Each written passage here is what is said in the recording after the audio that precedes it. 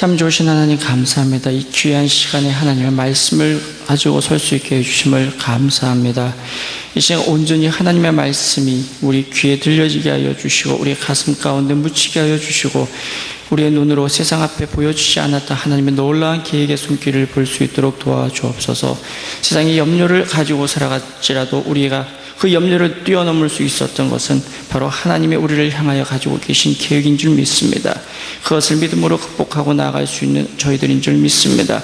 이 시간 주의 말씀만을 보게 하여 주시고 주의 말씀으로 세상을 넉넉히 이기며 나가는 승리하는 귀한 주의 백성들 되게 하여 주옵소서. 감사드리며 예수 그리스도의 이름을 기도했습니다. 아멘.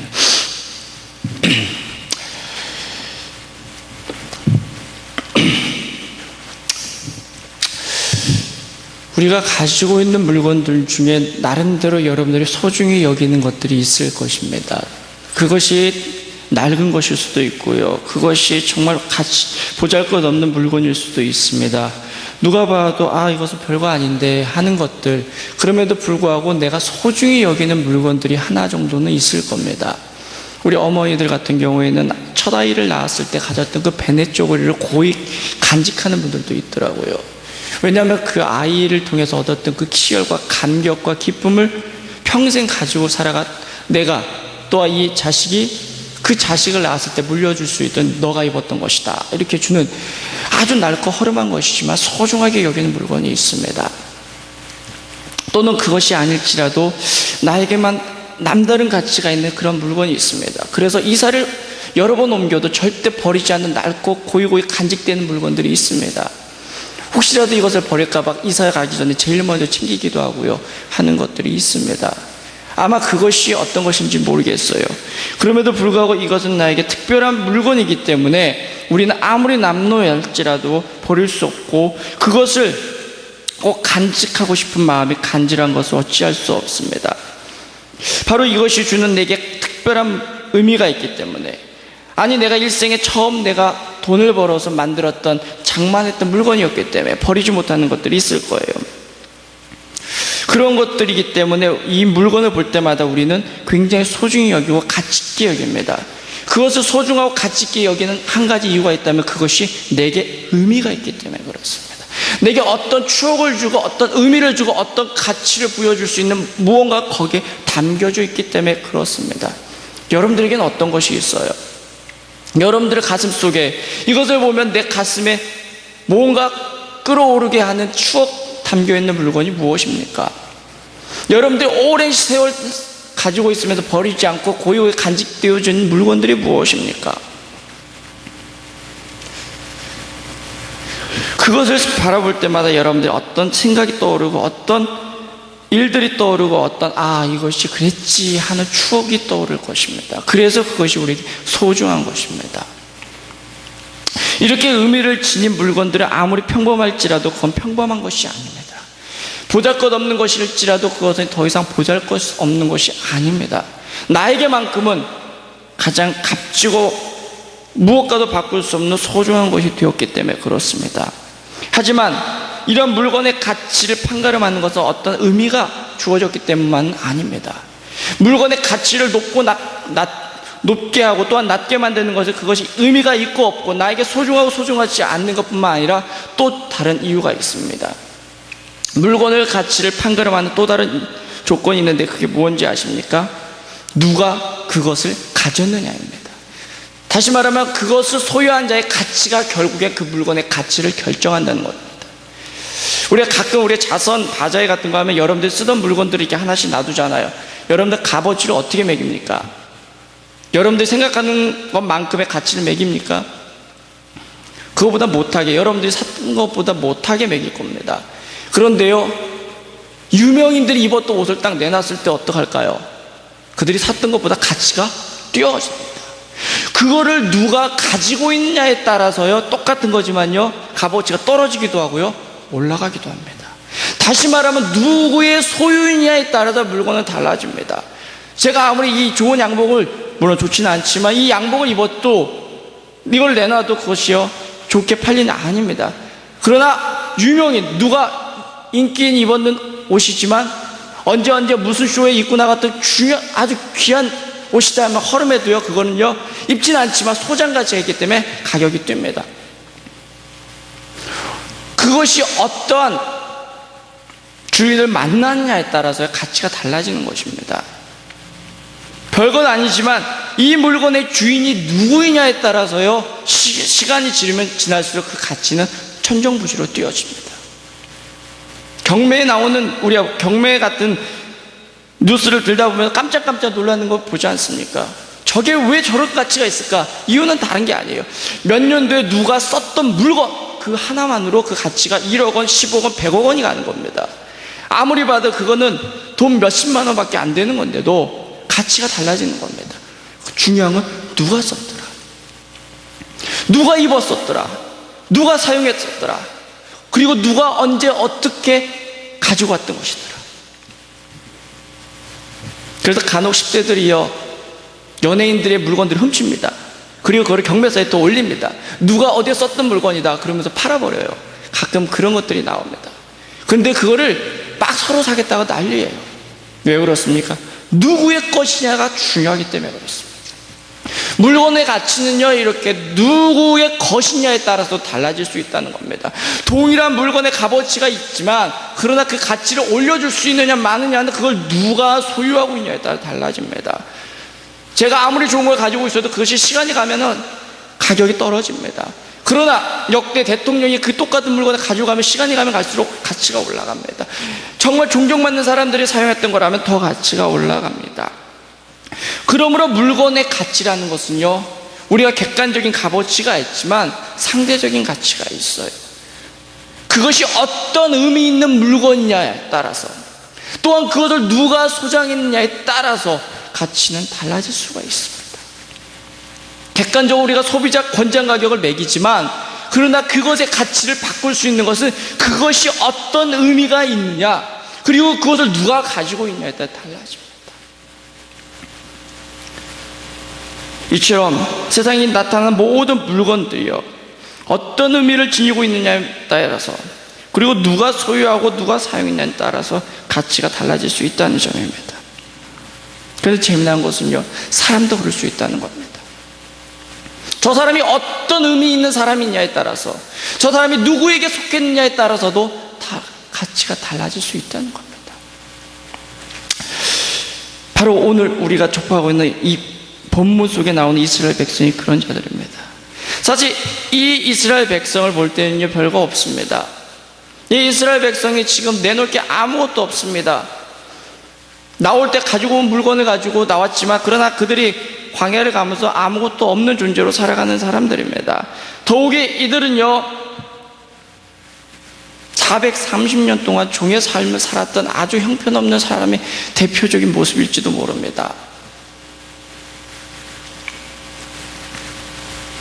그럼에도 불구하고요, 아주 놀라운 말을 하나 접하게 됩니다.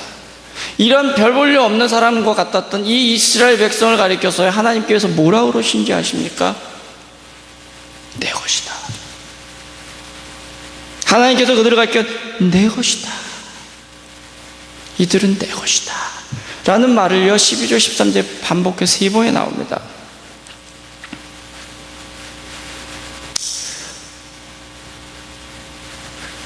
이들의 모습이 하나님의 것으로서 가치가 있는 존재의 사람일까? 광야로 나오기 이전에 그들의 모습들을 바라봤을 때요, 정말 그런 가치가 있을까? 우리가 스스로를 객관적으로 봤을 때 저 사람은 저럴 만한 가치가 있는 사람이야 라고 판단될 때가 있잖아요. 그런데 그 판단해 봤을 때, 야, 저런 사람들이 정말 그럴까? 라는 생각이 드는 민족이 바로 이스라엘 백성입니다. 430년 동안 종의 생활을 한다고 생각해 보십시오. 그들의 삶의 모습이 어땠을까? 종의 생활을 430년 지나면요, 근성이 노예 근성으로 바뀌어버려요. 아무리 대단한 사람들이 그렇게 하면 습관이 그렇게 되어지는 거예요. 그러니까 별로 뛰어난 존재가 아니었다는 겁니다. 주목받을 만한 존재가 아니었다는 겁니다. 세상에 시시콜콜한 삶을 살아가는 별반 다름없는 사람들이었다는 겁니다. 우리가 달릴 게 없어요. 세상에 다른 민족과 별로 차이 날 게 없어요. 아니, 못했으면 못했지, 별로 차이가 없는 존재들이었어요. 그럼에도 불구하고 하나님의 그들을 가리켜 내 것이다 그러면 세상에 주목받는 존재로 바꾸어 버렸습니다. 전혀 주목받을 수 없었던 저 종들이 그냥 다 반역해서 나왔잖아 라고 생각되어질 수 있는 그런 민족이 세상 앞에 주목받을 수 있게 된 것은요, 놀라운 사실입니다.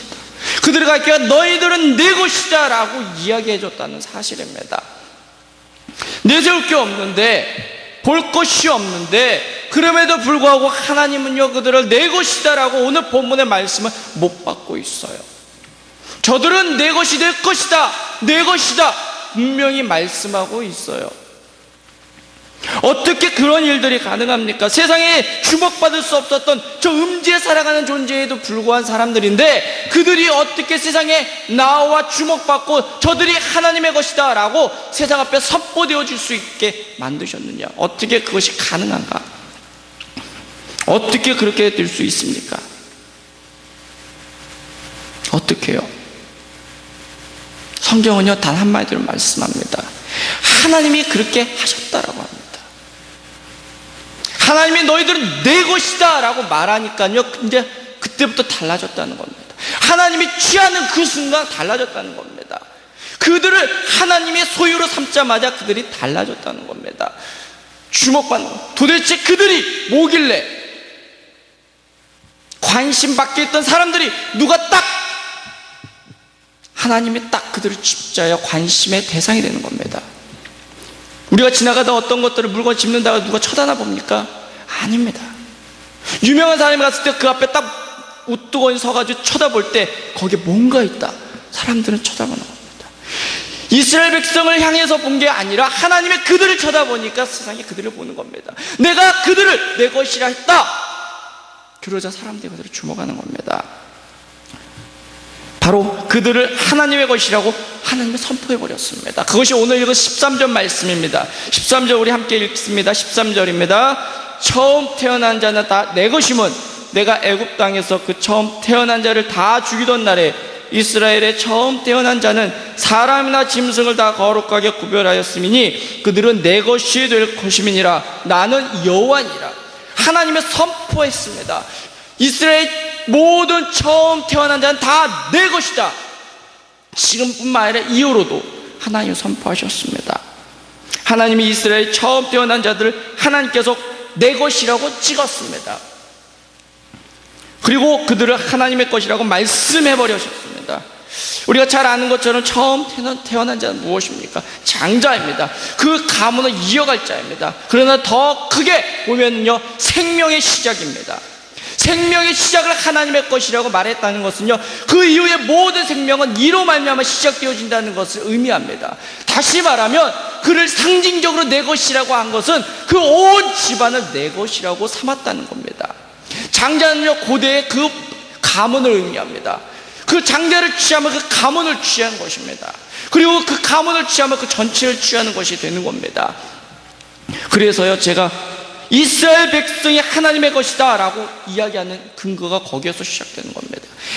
처음 태어난 자만이잖아, 나머지는 아니잖아, 그렇게 생각하시면요 고대 사람들의 생각을 여러분 따라가지 못하는 겁니다. 그들에서 처음이라는 것은요 대표성입니다. 전체에 대한 대표입니다. 왜 우리가 국회의원을 뽑습니까? 그 구의 그 지의 대표자로서 역할을 하는 겁니다. 그 모든 사람의 모든 의견을 대변하는 겁니다. 마찬가지입니다.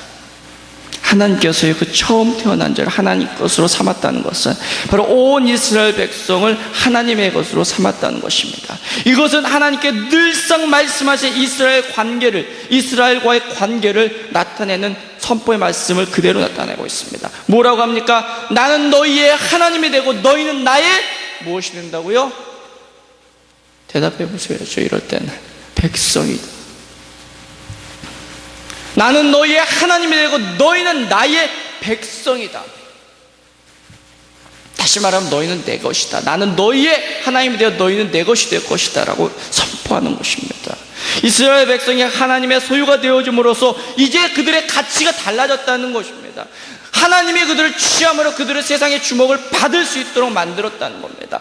하나님의 것이다, 하나님이 바라보시는 것이다, 하나님의 거기에 관심을 두시는 것이다, 하나님이 그렇게 하셨다. 그래서 이스라엘 백성이요, 가치가 달라지는 겁니다. 누구의 것이 되느냐에 따라서 가치가 달라지는 겁니다. 내가 누구에게 속해 있느냐에 따라서 가치가 달라지는 겁니다. 내가 누구에게 속해 있느냐, 내가 어느 나라에 속해 있느냐에 따라서 우리의 지위가 달라지죠. 동일한 것입니다. 소속이 어디에 있느냐, 누구의 소유에 있느냐에 따라서요, 그 가치가 달라지는 것입니다. 그들의 존재의 가치가 달라지는 것입니다. 하나님의 것이라는 그 자체만으로도 우리는 세상에 있는 것들과 바꿀 수 없는 존재가 되어지는 겁니다. 이스라엘 백성이 애굽에서 430년의 종노릇 했지만 그것이 하루아침에 달라질 수 있는 유일한 근거가 어디 있냐면요, 하나님이 그들을 내 것이라 지칭한 데서 시작되는 겁니다. 하나님이 내 것이라고 하는데 뭐라 할 것입니까? 하나님이 그들에게 가치를, 하나님의 가치를 부여하신 것입니다. 그뿐인 줄 아십니까? 하나님의 것이지만 더 나아가 하나님께는 소중한 의미가 있는 존재라는 겁니다. 왜요? 그들을 위해서 하나님이 엄청난 일을 하셨기 때문에 그래요. 하나님이 그들을 보면 그 엄청난 일들이 기억되게 그래요. 그게 무엇입니까? 13절에 다시 나옵니다. 13절에 이렇게 말씀합니다. 처음 태어난 자는 다 내 것임은 내가 애굽 땅에서 모든 그 처음 태어난 자를 다 죽이던 날에 이스라엘의 처음 태어난 자는 어떻게 했다고요? 사람이나 짐승을 다 거룩하게 구별하였으니 그들은 내 것이 될 것입니다. 나는 여호와이니라. 애굽에서 모든 처음 태어난 것을 다 죽이던 날, 그것이 언제입니까? 우리가 잘 알죠. 지난번 우리 목사님 설교 때도 들었잖아요. 무엇이 있습니까? 유월절이 바로 그 사건입니다. 하나님의 모든 이스라엘이 속해 있던 그 애굽의 모든 장자를 치는 날, 근데 유독 하나님이 그 이스라엘 백성을 거기서 건져내십니다. 애굽을 나오던 날 밤에 있었던 그 엄청난 유월의 사건, 이스라엘이 애굽을 나올 수 있었던 결정적인 한 사건이 10번째 재앙이 있었던 그 사건, 바로 거기에 애굽의 모든 처음 태어난 자들이 죽음을 가져왔던 그 사건, 그 사건에 유독 하나님이 구별해도 의미 있는 사건이 있었습니다. 그게 무엇입니까? 이스라엘 백성의 모든 처음 태어난 자를 구별했다는 겁니다. 하나님의 것이 된 그들이 어떤 존재인지를 세상 앞에 드러내는 사건이 거기 있었다는 겁니다. 하나님의 이 일을 위하여 모세의 일을 통해 이스라엘 백성을 어떻게 할 것인지 바로에게 이렇게 말씀하도록 하셨습니다. 그날이 얼마나 대단한 일인지 모세를 통해 바로에게 이렇게 선포하셨습니다. 모세가 바로에게 이르되 여호와께서 이와 같이 말씀하시기를 밤중에 내가 애굽 가운데로 들어가리니 바로의 장자로부터 맷돌 뒤에 있는 몸종의 장자와 모든 가축의 처음 난 것까지 죽으리니 애굽 온 땅에 전무후무한 큰 부르짖음이 있으리라. 그러나 이스라엘 자손에게는 사람이나 짐승에게나 개 한 마리도 그 혀를 움직이지 아니하리니 울부짖음이 없대요. 통곡의 소리가 없대요. 왜요? 여호와께서 애굽 사람과 이스라엘 사이를 어떻게 했다고요? 구별하는 줄을 너희로 알게 하겠다는 것입니다. 하나님께 의미 있는 존재라는 것을 세상에 알게 하겠다는 겁니다. 이런 하나님의 구원 역사가 이스라엘 백성 안에 있었습니다. 그것이 하나님께서는 늘 기억되는 것이고 그들을 보면서 늘 상기하시는 겁니다. 그리고 너희도 그것을 상기하라고 유월절 사건을 기억하게 하시고 그것을 절기로 매년 지키도록 하시는 겁니다.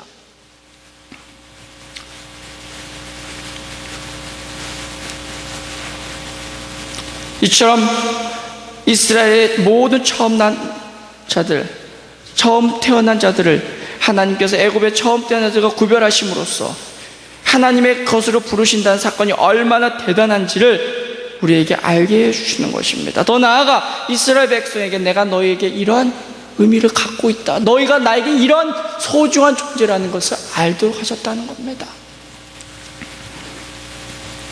그래서요, 하나님께서 모세를 통해 애굽을 나오게 된 이스라엘 백성에게 이것을 다시 한 번 더 강조하는 말씀을 주십니다. 모세가 이스라엘 백성 앞에서 이렇게 다시 한 번 더 상기시켜 줍니다.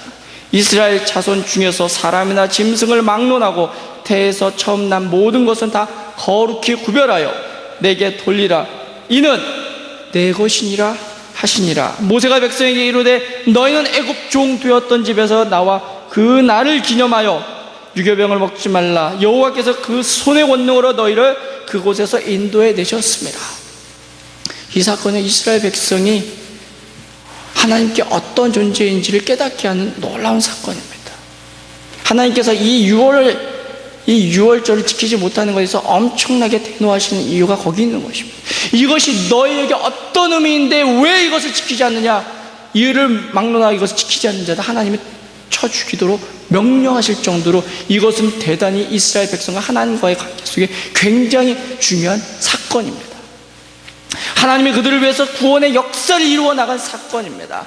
볼품없던 민족이 하나님의 것으로 탈바꿈 하는 사건입니다. 하나님의 이해를 위해서 엄청난 일들을 하신 거예요. 그 형편없는 존재들을 하나님의 것 만들기 위해서요, 엄청난 일들을 하신 겁니다. 그래서 그들을 하나님의 특별한 의미를 지닌 하나님의 백성 되도록 하신 것입니다. 하나님이요, 그들을 이렇게 하나님의 소유가 되고 하나님께 소중한 의미가 되는 백성이 되게 하셨다.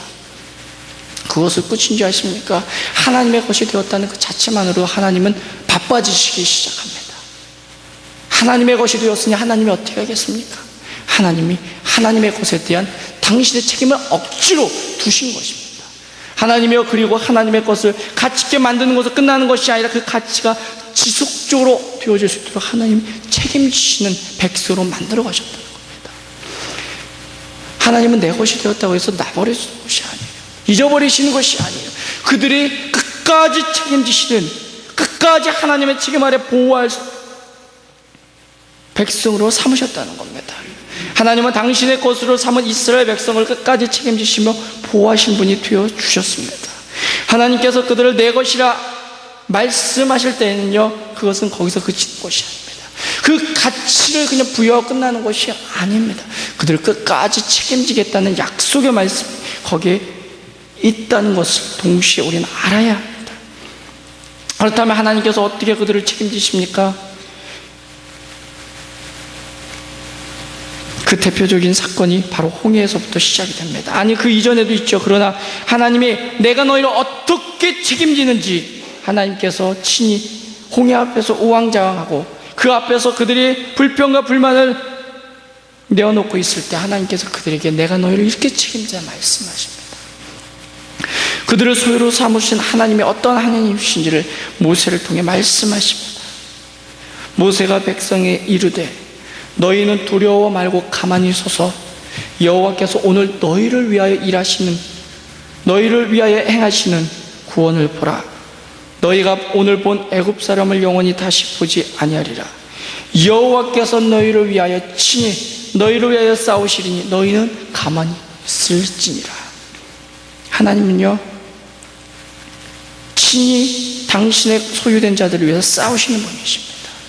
친히 하나님께서는 당신의 소유를 삼으신 자들을 위해서 친히 일하시는 분이십니다. 하나님은 그 백성을 위해서 친히 나서서 싸움에 참전하시는 분이십니다. 그의 소유된 백성을 못 본 채 내어버리시는 분이 아니라는 겁니다. 그들의 어려움을 살피시고 그들을 위해서 친히 일하시는 분이신다는 겁니다. 그분이 바로 우리의 하나님이시라는 겁니다. 그분인 줄 아십니까? 그들의 갈 길을 앞서가시며 인도하시는 하나님이 되겠다 말씀하십니다. 또 모세를 통해 이렇게 말씀합니다. 여호와께서 그들 앞에서 가시며 낮에는 구름기둥으로 그들의 길을 인도하시고 밤에는 불기둥으로 그들에게 비추사 낮이나 밤이나 지나가게 하시니 낮에는 구름기둥 밤에는 불기둥이 백성 앞에서 떠나지 않으리라. 그들 앞서 길을 인도하여 주시고요, 항상 그들을 떠나지 않는다는 것입니다. 항상 그들을 돌보신다는 겁니다. 하나님은 당신의 소유에 대해서 이렇게 하시는 것입니다. 그들의 소유가 혹시라도 문제가 있지 않는가, 그들의 소유에게 어떤 어려움이 있지 않는가 늘 살피신다는 겁니다. 그리고 그것을 위해서 친히 싸우신다는 겁니다. 그뿐이 아니라 우리가 갈 바를 알지 못하고 헤매이는 그 순간에 어떻게 하실지 아십니까? 친히 앞서서 그 길을 인도하셔 주십니다. 그리고 항상 그 곁에 함께 하여 주신다는 겁니다. 그들을 지키시고 살피시고 도우시며 인도하시는 분이 바로 하나님이시라는 겁니다. 그 하나님이여 이스라엘 백성에게 내 것이라고 얘기합니다. 그런데 재미난 것은요, 하나님께서는 오늘 그러한 놀라운 그 선포를 갖다가요, 한 민족에게 다 몰아버립니다. 아니, 한 부족에게 몰아버립니다. 하나님께서 너희들 이스라엘 모든 처음 태어난 자는 다 내 것이 될 것이다 말씀하셨는데요, 이제 그것을 더 좁혀가지고요, 그들의 지파들 중에 한 지파에게 다 부여하고 그 지파를 내가 취하여 내 것으로 삼겠다고 아예 다시 선언하십니다. 그게 오늘 읽은 12절의 말씀입니다. 12절 말씀을 같이 읽겠습니다. 시작. 보라, 내가 이스라엘 자손 중에서 레위인을 택하여 이스라엘 자손 중에 태를 열어 태어난 모든 자를 대신하게 하셨은즉 레위인은 내 것이라. 12절에서 그렇게 말씀하죠. 12절에서 태를 열어 태어난 모든 자를 대신했다고 레위인이, 그러나 정확히 말하면요, 태를 열어 태어난 모든 처음 태어난 자들이 더 번역이 정확합니다. 그게 원어에 있는 말하고 동일합니다. 왜냐하면 13절에도 동일하게 그런 단어를 그대로 쓰고 있거든요. 그렇기 때문에 그렇게 번역하는 것이 좀 더 나은 번역이라고 저는 생각합니다. 그러나 어쨌거나 이미 그 의미가 상통하기 때문에 아마 그렇지 않았을까 생각이 됩니다. 이스라엘 모든 처음 태어난 자들 대신해서 레위인을 하나님께서 내 것으로 다시 취했다라고 이야기합니다. 이것은요, 또 다른 상징성을 다시 부여하는 것입니다. 왜 그랬을까? 저는 곰곰이 생각해 봤어요. 왜 그랬을까? 지금 이 시간이 언제쯤 되냐? 애굽을 나온 지 1년이 지나버렸어요. 1년 동안의 광야 길을 걸어가면서 그들이 뭘 생각했겠습니까? 1년 지나면서 어려움을 1년 동안 지속되게 되면요, 그들이 가졌던 정체성을 잃어버린다는 겁니다. 처음에 와 좋았죠. 근데 막 나오기 시작하면서 좋았던 것보다 어려움이 계속 시작하면 처음엔 그럴 수 있지, 그래 괜찮을 거야. 그러다가 이것이 1년 지속돼 보십시오. 우리가 옛말에 있지 않습니까? 오랜 어려움이 있으면 그래도 긴 병에 효자 없다고, 아무리 처음엔 잘해도요, 긴 병이 지나면요 이제 짜증이 나고 힘들어지는 겁니다. 원래는 안 그래도 사람의 본성이 그렇다는 겁니다. 원래 했던 의도와 자꾸 달라진다는 거예요. 본성이 악한 게 어떠겠어요? 1년 정도 지나면요, 그걸 잃어버리는 겁니다. 왜 하나님께서 그들에게 성막을 두셨겠습니까? 성막이요, 그들이 광야로 나오자마자, 이 애굽을 나오자마자 성막을 지었을까요? 아닙니다. 여러분도 출애굽기 40장에 보십시오. 성막이 완성되어 끝나지 않습니까? 그때가 언제가? 애굽에서 나와서 거의 1년 마무리되는 시점입니다. 그때 비로소 성막이 그들이 있었다는 것은 우리 뭘 의미합니까? 그들이요, 이미 그때 감격은 다 잊었다는 겁니다. 아마 여기에 유학이나 뭔가 처음으로 한국을 떠나서 척발되었을 때 감격을 지금 가지고 계신 분 계십니까? 안 그래 다 잊었을 거예요. 내가 정말 풍운의 꿈을 갖고, 아니 뭔가 새로운 꿈을 꾸고 이민의 삶을 시작하고 유학의 삶을 시작했다고 시작했는데요, 딱 1년 지나니까 돈 떨어지고 못 떨어지고 다 하니까요, 생각지도 않은 물론 어려움이 있으니까 하나님의 뜻이 어디 가겠습니까? 없어집니다. 시간이 흐르면 아무리 좋았던 생각들도 싹싹 사라집니다. 그래서 하나님은요, 우리의 인간들의 그러한 아주 이즘에 대한 그 본성을 잘 아시고요, 상징적인 것들을 하나둘씩 두십니다. 성막을 그들 앞에 두심으로 해서 무엇을 합니까? 내가 너희와 항상 있다는 걸 보게 하셨습니다. 레위인을 그들 앞에 내가 너희를 대신하여, 누구를 대신하여? 이스라엘 모든 처음 태어난 자를 대신 내가 그들을 내 것으로 취한다라고 말씀하심으로써 다시 그들을 기억을 상기시켜 줍니다. 애굽에 나왔을 때 그들의 모든 처음 태어난 자들도 내 것이라 하셨습니다. 그러면서요, 뭐라고 하십니까? 이제 그들을 잊었을 것을 생각하고 이제 레위인을 그들을 대신하여 취하여 그들이 내 것이다 말씀합니다. 그걸 보면서 무엇을 생각합니까? 저들은 이스라엘 모두 처음 난 자를 대신한 자들이지, 그 이스라엘 처음 태어난 자는 무엇입니까? 하나님의 것으로 하나님이 취하신 자들이지. 그래 맞아, 저걸 보면서 우리는 어떤 사람들이지 하나님의 것이구나 라는 것을 잊지 않도록 레위인은 취하신 것입니다. 이전에 읽었던 민수기 3장 5절로 10절은 이스라엘 백성 가운데 레위인은 성막의 직무를 담당하기 위해 특별히 선택한 어떤 직종적인 하나님의 선별이었더라면, 이것은요, 그들을 다시 한 번 더 너희가 세상 앞에 구별되어서 하나님의 것으로 삼았다는 것을 그들에게 상징적으로 알려주는 의미로서 취했다는 겁니다.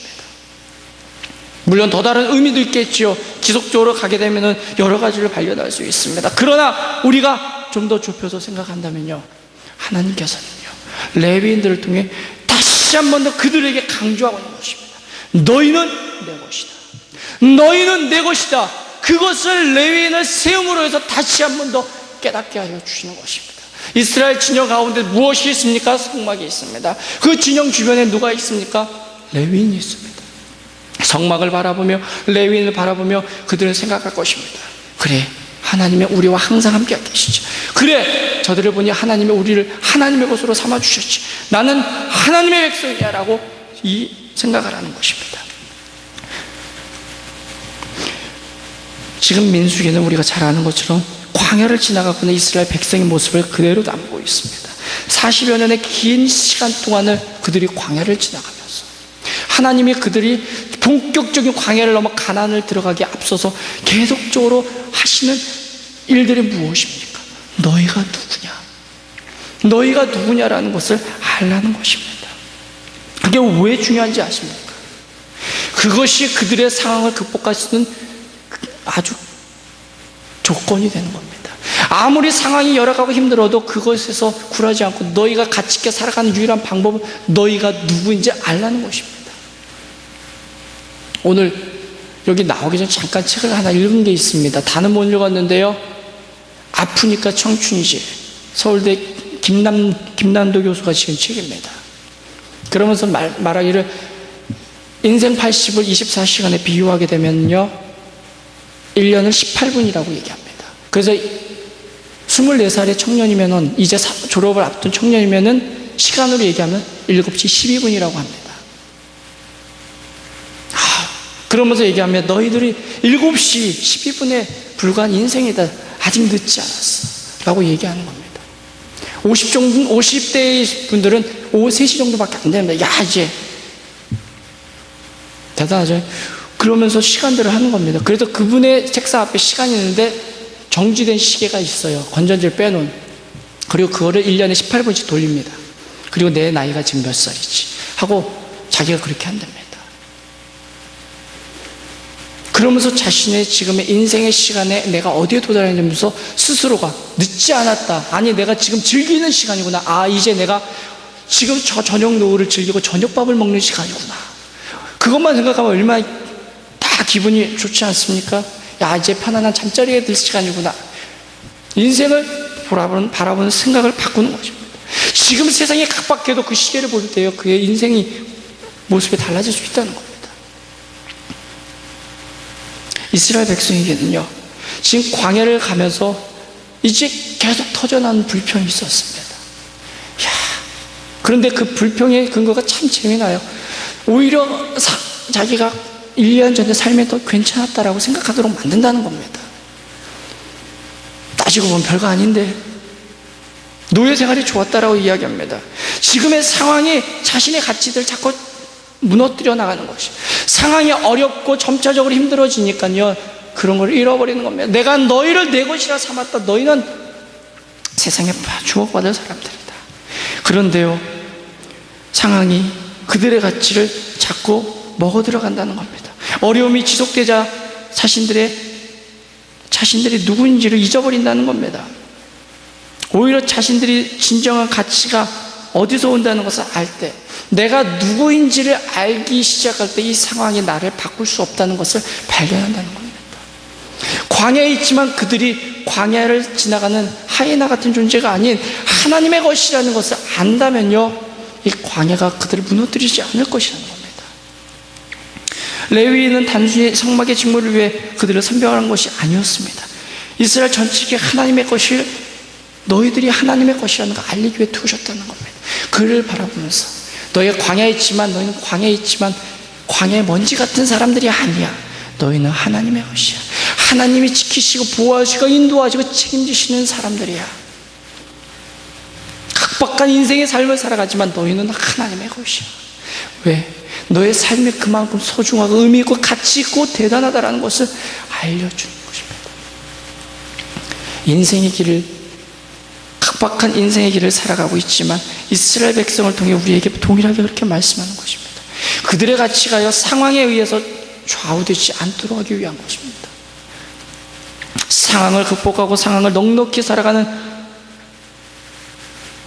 그 비결은 다른 데 있는 것이 아닙니다. 나의 정체성이 어디로부터 오느냐에 달려있는 것입니다. 상황이 나를 만들게 내버려 두면요 여러분들 내 상황이 항상 좋아야 됩니다. 그러나 그것은 불가능합니다. 그러나 내 정체성이 내가 누구의 것이냐에 달려있으면요 상황이 어떠해도 여러분들의 인생은 늘 행복한 것입니다. 내가 누구의 존재, 누구의 것이고 내가 누구에게 속했느냐. 상황의 가치를 만들도록, 상황의 가치를 결정하도록 만들어버리게 되면 그 인생은 너무 비참해질 수가 있다는 겁니다. 하지만 하나님은요 그게 아니다 말씀하십니다. 광야 같은 세상도 즐길 수 있다라고 얘기합니다. 그래서 아프니까 청춘이야라는 저자도 얘기합니다. 너무 일찍 성공한 사람은 불행이다라고 얘기하는 고사를 들어 이야기하더라고요. 너무 일찍 빠르게 성공한 사람들은 오만해져서 인생에 낙이 없다는 겁니다. 그러나 그것보다는 빠르게 성공하는 것보다는 인생 마지막에 내가 크게 되는 것이 낫다라고 이야기합니다. 일찍 무언가 돼버린 사람은 오만에 빠지기 쉽다는 겁니다. 하나님은요 이 광야의 삶이 그들의 가치를 바꿀 수 있는 것이 아님을 아십니다. 오히려 그것을 바꿀 수 있는 그 상황을 내가 바꿀 수 있다는 것을 알려주십니다. 어떻게 해요? 내가 누구냐, 내가 누구의 소유냐, 내가 어떤 존재이냐를 알 때, 그것을 깨달을 때 광야를 지나도 두렵지 않고 흔들리지 않고 나아갈 수 있다는 것을 보여주고 계시는 것입니다. 내가 하나님의 것이라는 사실을 깨달을 때 상황이 어떻든지 간에 그 길을 당당히 멋지게 걸어갈 수 있다는 것입니다. 바로 이것은 광야 같은 세상을 살아가는 우리에게 동일하게 주시는 말씀입니다. 왠지 아십니까? 그리스도인을 가리켜 성경은 하나님의 소유된 백성이라고 말하기 때문에 그렇습니다. 세상이요 여러분들 광야 같습니다. 못 살겠다는 소리를 끊임없이 듣습니다. 힘들다는 소리를 끊임없이 듣습니다. 우리가 생각지도 못했던 모든 장애물들이 얼마나 많은지 모릅니다. 때로는 내 가족이 장애물일 때도 있습니다. 내가 알 수 없었던 질병들이 도처에서 나와서 우리의 가족들이 힘들게 할 때도 있습니다. 그럼에도 불구하고 하나님은요 그리스도인을 가리켜 하나님의 소유된 백성이라고 선포하십니다. 그래서 베드로는 자신이 사랑하는 성도들에게 이렇게 말씀합니다. 그러나 너희는 택하신 족속이요 왕같은 제사장들이요 거룩한 나라의 그의 소유된 백성이니 이는 너희를 어두운 데서 불러내어 그의 기이한 빛에 들어가게 하신 이의 아름다운 덕을 선포하게 하려 하심이라. 너희가 전에는 백성이 아니더니 이제는 하나님의 백성이요 전에는 긍휼을 얻지 못하더니 이제는 긍휼을 얻은 자니라. 성경은 분명히 말씀합니다. 그리스도인들은 하나님의 소유된 백성이라고. 민수기의 표현대로 원한다면 하나님의 것이라는 것입니다. 어떻게 그게 가능합니까? 그리스도의 십자가의 벌로 되었다라고 성경은 말합니다. 오직 흠없고 점없는 어린 양 같은 그리스도의 보배로운 피로 된 것이니라. 사랑하는 성도 여러분, 광야 같은 세상을 살아갈 수 있는 방법은 다른 데 있지 않습니다. 우리의 환경이 달라지면 된다고요? 물론 잠시 그럴 수도 있습니다. 하지만 그게 영원토록 되어지지 않습니다. 잠시는 그럴 수 있습니다. 하지만 또 다른 광야 같은 상황이 여러분과 저를 기다리고 있다는 겁니다. 우리의 인생에 이 인생을 살아가는 세상은 업앤다운이 그만큼 심한 것입니다. 좋을 때도 있지만 나도 안 좋을 때가 늘 상존하고 있는 것이 세상입니다. 광야 같은 곳입니다. 그런 것이 기다리고 있는 곳이 세상입니다. 상황이 바뀐다고 모든 것이 해결되는 것이 아니라는 겁니다. 물론 잠시 달라질 수 있지만 그러나 그건 영원하지 않습니다. 그와 상관없이 살아갈 수 있는 유일한 방법은요, 우리가 누구에게 속하느냐는 겁니다. 이 광야 같은 세상에 속할 것이냐, 아니면 하나님께 속할 것이냐, 여전히 세상의 종이 될 것이냐, 아니면 하나님의 종이 될 것이냐, 바로 거기에 있습니다. 우리가 하나님의 것이라는 사실을 지니고 살아갈 때 더 이상 이 상황은 우리를 위협하지 않는 것입니다. 왜요? 하나님의 것이기 때문에, 하나님이 책임져 주신다는 믿음이 우리에게 있기 때문에 그렇습니다. 그 믿음을 만들어내는 것은 다른 데 있지 않습니다. 내가 하나님의 소유라는 것, 그것이 내 안에 각인되어 있느냐에 달려 있습니다. 하나님이 광야를 살아가는 이스라엘 백성의 발이 부르트지 않고 옷이 헤어지지 않을 수 있었던 한 가지 이유는 그들이 하나님의 것이었기 때문에 그렇습니다. 그들이 하나님의 것이었기 때문에 그렇습니다. 여러분들은 누구에게 속할 것입니까? 인생의 종착지를 분명히 알고 명확하게 인도하실 분을 쫓아갈 것입니까? 항상 업앤다운 심해서 오락가락하는 인생을 거기다 둘 것입니까? 여러분들 누구에게 속할 것입니까? 누구에게? 한 치 앞도 내가 계획대로 살아갈 수 없는 이 세상에게 내게 모든 것을 내 것을 모든 것을 걸 것입니까? 아니면 그것을 명확히 인도해 주실 수 있는 하나님께 둘 것입니까? 내가 어디에 속하느냐는 결국 이 광야 같은 세상을 넉넉히 이겨갈 수 있느냐 없느냐에 달려 있습니다. 내가 하나님께 속하면 바로 그 순간 우리는 하나님이 넉넉히 이겨나갈 힘과 또 능력을 주실 줄 믿습니다. 하나님께서는 우리 모두에게 하나님의 것, 하나님의 소유, 나 하나님의 자녀가 되는 길을 허락하셨습니다. 어떻게 해요? 우리를 위해 십자가에 달리신 예수 그리스도를 믿음으로 우리를 하나님의 진노의 대상이 아니라 하나님의 약속을 허락받은 그의 자녀 되길 하셨기 때문에 그렇습니다. 영원한 멸망이 아닌 영원한 생명의 길을 주셨습니다. 이스라엘 백성이 유월절의 사건을 통해 하나님의 것이 되었다면 우리는 십자가의 사건을 통해 하나님의 것이 될 수 있는 길을 열어두셨습니다. 이제 하나님의 것으로, 아니 하나님의 자녀가 되기 위해 십자가에 달리신 예수 그리스도 앞에 나오십시오. 그분이 여러분을 광야 같은 이 세상을 승리하며 약속된 영광의 자리로 인도하여 주실 것입니다. 그분께 나올 때 이 세상뿐 아니라 영원히 풍성한 삶을 누리게 하실 것입니다. 주님은 약속하셨습니다. 내가 온 것은 양으로 생명을 얻게 하고 더 풍성히 얻게 하려 하는 것이다. 우리에게 생명만 주고 끝나는 게 아닙니다. 이 세상을 풍성히 살도록 해주는 게 하나님의 뜻입니다. 우리가 다 그의 충만한 데서 받으니 은혜 위에 은혜로라. 하나님의 은혜는요 끝나지 않습니다. 구원받은 은혜로 끝나요? 아닙니다. 그거는요 아주 얕은 구원의 간격입니다. 하나님의 역사는 거기서 시작입니다. 여러분이 하나님의 것에 속하는 순간요, 여러분 인생뿐 아니라 여러분의 자녀와 아니차자 손손 하나님이 책임져 주십니다. 여러분이 아무리 인도하려고 해도 말 듣지 않는 그 자녀들이 하나님이요 명확한 길로 인도하실 것입니다. 하나님이 책임져 주실 것입니다. 여러분이 책임질 수 없는 것에 여러분의 것을 두지 마십시오. 여러분을 책임져 줄 수 있는 그 하나님, 광야 같은 이 인생길 하나님 책임져 주실 것입니다. 왜요? 여러분은 십자가 달리신 예수 그리스도로 말미암아 하나님의 것이 되었기 때문에 그렇습니다. 광야 같은 세상을 풍성히 살아갈 수 있는 유일한 길은 다른 것이 아닙니다. 저 십자가에 달리신 예수 그리스도를 통해 하나님의 자녀가 되는 것입니다. 힘이 드십니까? 염려하지 마십시오. 하나님의 것을 하나님이 책임져 주십니다. 여러분의 먹고 마시고 여러분의 생로병사를 하나님이 책임져 주십니다. 우리가 살고 죽는 건 하나님의 뜻에 있습니다. 하나님의 원하시지 않으면 여러분은 헛되게 하지 않으실 겁니다. 여러분의 인생의 시간을 오늘 가서 시계로 맞춰보십시오. 1년은 몇 분이요? 18분. 요즘은 의학이 발달해서 120년으로 딱 맞춰놓고 계산해 보십시오. 더 줄어들 겁니다. 그러면 지금 권사님은 아마 지금 3시일 겁니다. 팔팔하게 뜰 시간일 겁니다.